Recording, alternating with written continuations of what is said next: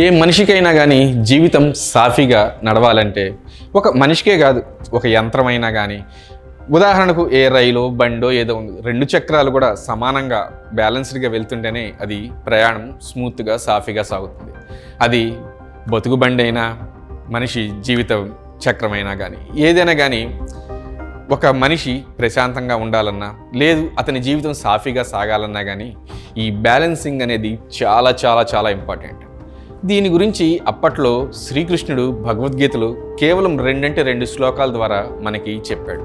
మనమంటే ఈ భగవద్గీతని కానీ లేకపోతే మన పురాణ ఇతిహాసాలని పట్టించుకోం. కానీ అంతెందుకు, రీసెంట్గా మొన్న అమెరికాలో వారు ప్రమాణ స్వీకారం చేసేటప్పుడు కూడా మన వేదాలని వారు పఠించారు.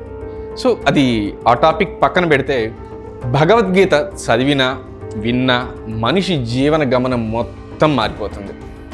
అందుకే చాలా ప్రపంచ దేశాలు మన గీత యొక్క గొప్పతనం తెలుసుకొని దాన్ని అనుసరిస్తున్నారు.